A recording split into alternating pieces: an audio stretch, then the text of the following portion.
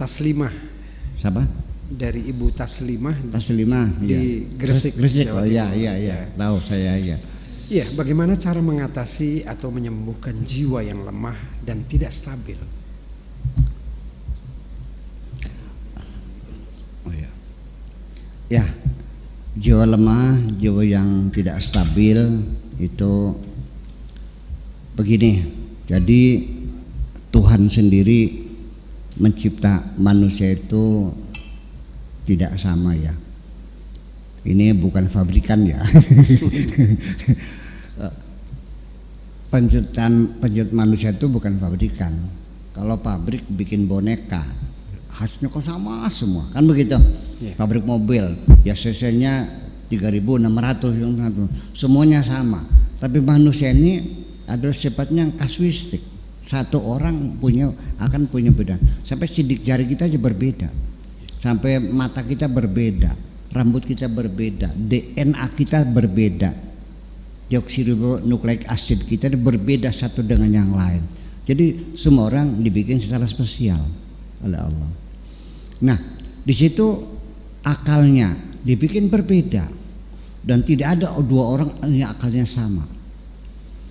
Jadi kalau mobil cc itu dari mulai berapa ya? Kita mulai dari 1000 dulu deh ya. Yang lebih kecil ada nggak 1000 mobil? Ada 1000. 50,00001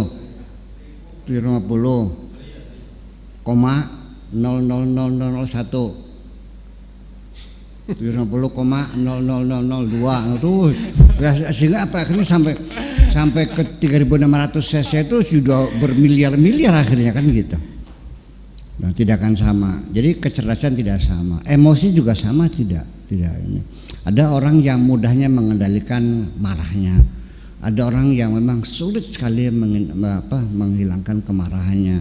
Ada orang yang bisa dengan mudah karena jiwanya periang dan sebagainya. Dia udah lupa aja. Bahkan tidak melalui proses, tidak melalui konsultasi dengan psikiater, dia bisa mempola sendiri. Udah lupa.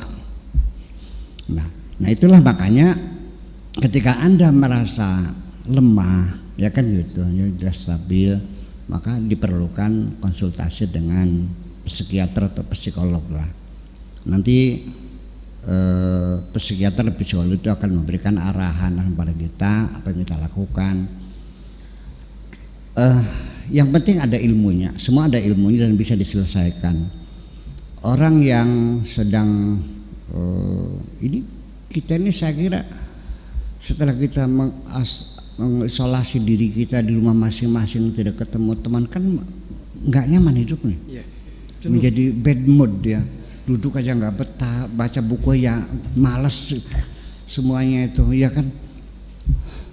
Ini kan, nah ketika kita sedang mengalami bad mood semacam itu, jangan biarkan emosi kita larut dalam ketidaksenangan itu, dalam kegelisahan itu. Coba kita mengupayakan, ada langkah-langkah yang dilakukan cara mengatasi bad mood itu ada.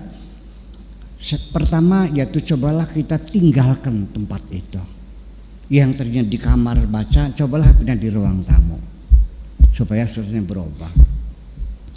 Kemudian cobalah yang kedua, coba kita adakan melakukan gerakan-gerakan, apakah itu senam atau juga kita keluar rumah membeli Dettol ini ya, cuci tangan Dettol ini ke Alfamaret, supaya ada gerak gitu. Kita nggak pakai mobil, nggak pakai motor, tapi jalan kaki sengaja kan, lumayan setengah jam ke sana kan, boleh 1 jam kita berkeringat, itu juga akan membantu mengurangi bad mood semacam itu.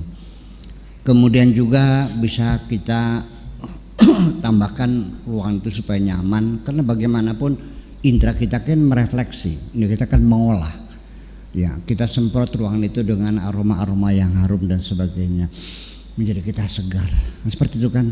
Atau juga langkah berikutnya lagi, kalau Anda senang lagu-lagunya apa, lagu-lagu jazz, silakan lagu jazz. Yang senangnya lagu-lagu country, mangga, karena masing-masing juga punya kesenangan yang berbeda. Saya lebih suka lagu-lagu pop, mungkin Kang Rahmat lebih lagu suka country barangkali kan, Haji Fuad termasuk Gajah Country karena sering jalan-jalan. Lagu country itu kan enaknya didengar ketika naik mobil. Ya kan suaranya itu. Lagu jazz biasanya menjelang tidur kan gitu. Nah, terserah mana yang menjadi kesukaan telinga Anda. Kemudian lagi kalau seandainya memang kita senang atau punya hobi mendengarkan tilawah Al-Quran dengan suara yang merdu, ya seperti yang dibacakan oleh Puji Salma sebagainya, ya itu bagus sekali, ya suaranya nyaman sekali ya. Tapi jangan lagunya Abdul Basit, Abdul Somad ya, yang melengking itu ngeu panjang itu, jadi kita mungkin ini artinya lagunya bukan Al-Qurannya ya, atau apa namanya tilawahnya Abdurrahman Al-Qudhaifi gitu, yaitu nyaman sekali itu, silahkan. Nah di sini atau juga kita melihat pemandangan-pemandangan yang indah barangkali ya, ke gunung, ke Bandung sana, ke Majalengka lihat gunung-gunung yang hijau, atau kita melihat gambar-gambar Picasso, Le Joconde ya kan, Da Vinci dan sebagainya, kita menikmatinya. Nah lalu di situ ada perbedaan antara para psikolog, ada yang mengatakan dengan aroma yang harum, ada yang mengatakan dengan musik. Saya ambil jalan tengah sajalah. Kita di dunia psikologi juga tidak usah saling menyalahkan. Biasanya jarang yang saling menyalahkan di bidang fikih biasanya.